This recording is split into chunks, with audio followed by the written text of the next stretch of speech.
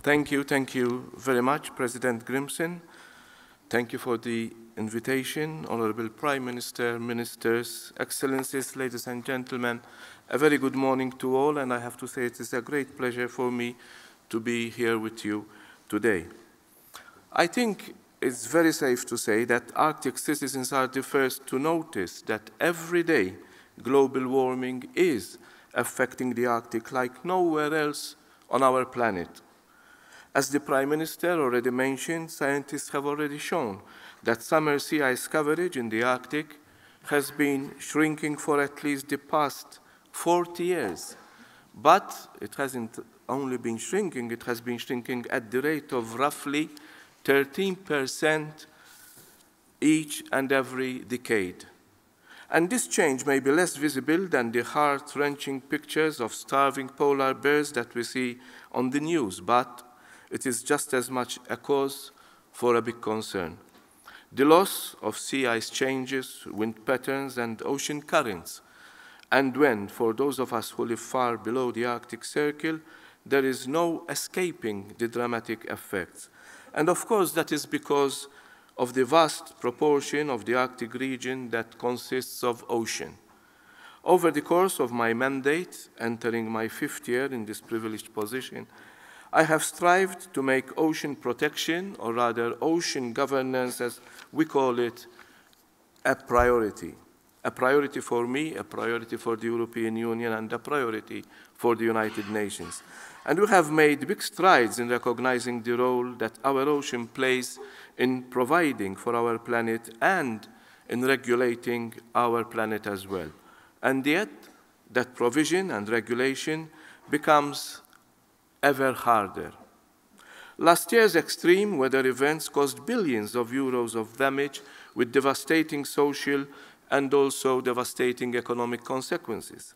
This year, we have already witnessed forest fires in the Arctic, severe drought on the European continent, and a number of destructive tropical storms.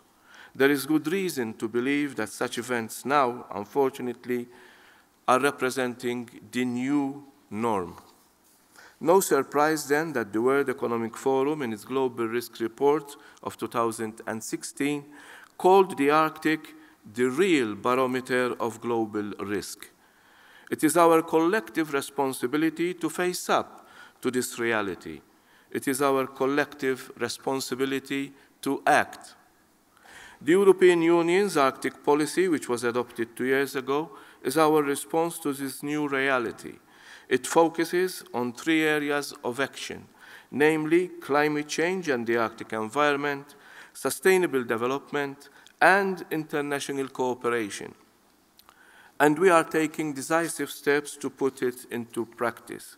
On climate change, we remain fully committed to the Paris Agreement. As you know, the European Union has committed itself to reducing its greenhouse gases by at least 40% in 2030 and 80% in 2050 compared to 1990. On the environment, we are addressing the increasing problem of marine litter and microplastics. Reducing black carbon emissions in the Arctic remains high on our list of priorities. And after the entry into force of the Polar Code last year, we are now pushing for international standards for ships using and/or carrying heavy fuel oil. And we are looking at how we can invest in the Arctic in ways that are innovative and sustainable, which make the most of the region's natural characteristics and which respect the fragile environment and the wishes of its peoples. Because we know that good policymaking is about listening to those concerned. And that is why the European Union has put those voices at the very heart of its Arctic policy. We have set up an annual Arctic Stakeholder Forum and a regular dialogue with the Arctic's indigenous peoples. For the past 2 years, we have been collecting the views of the people who live in the region about how to develop the Arctic sustainably. They have a privileged connection with and knowledge of the Arctic. Their voice must be heard and must be taken into account. one of the top investment priorities to emerge from our talks has been that of connectivity. So we will look at how we can use European funding to improve digital infrastructure in the region, for example, the rollout of broadband. We will also look into improving cross-border cooperation. And we will make certain that the European Union's budget continues to benefit the Arctic and its peoples. Earlier this year, the European Commission put forward its proposals for the European Union's next long-term budget from 2021 to 2027. Under those proposals, we would spend 1 in every 4 euros, that is 320 billion, on climate action. And we would invest 16 billion euros in a space program that would allow people to better navigate, to better communicate, and to better map their changing surroundings. Satellites would systematically cover the Arctic region and support search and rescue missions, ship routing, iceberg detection, and climate change monitoring. In the meantime, we should not forget to make full use of the funding opportunities that are already available right now, starting with efforts to improve data collection and data sharing. There is still so much left to discover and so much left to be understood. And the rapidly changing Arctic environment makes accurate data more essential than ever before, for policymakers and decision makers, and also for those who live and work in the Arctic as well. Since 2014, the European Union has funded more than 50 Arctic-related projects worth more than 180 million euros. In addition, our European Marine Observation and Data Network, EMODNet, combines data and observations collected by hundreds of research institutes and makes them readily available to all. It has already mapped the topography, geology, and habitats of the Norwegian and Barents Sea, as well as concentrations of contaminants, the distribution of marine life, and the level of human activity.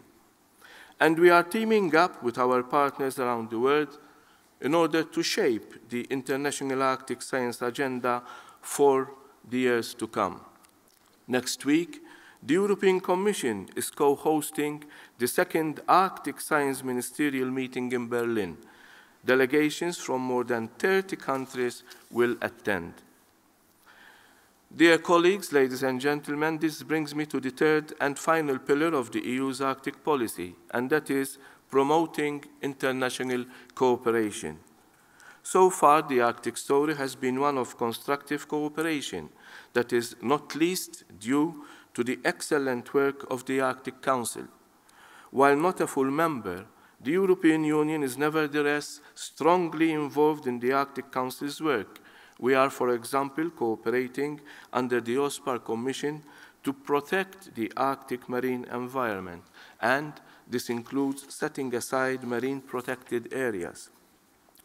Another excellent example of what we can achieve if we work together is the binding multilateral agreement to prevent unregulated high seas fishing in the Arctic Ocean, which, as already mentioned, was signed in Greenland 2 weeks ago. This deal is truly a historic one. For the first time ever, the international community is taking a precautionary approach to managing ocean resources. Rather than rescuing fish stocks from collapse after years of overfishing and unregulated exploitation, we are setting up a management system even before the Arctic high seas are accessible for our fishermen. Once ratified, this agreement will put in place a moratorium on commercial fisheries for at least 16 years. I am convinced that such close and productive cooperation is the only way forward. Colleagues, ladies and gentlemen, the European Union wants a strong Arctic and a sustainable Arctic. We will continue to protect this precious region. We will continue to preserve its unique cultural heritage and landscapes. And we will continue to empower the people who live there in order to make the most of economic opportunities whilst keeping their environment and their dignity and self-determination intact. Thank you very much for listening.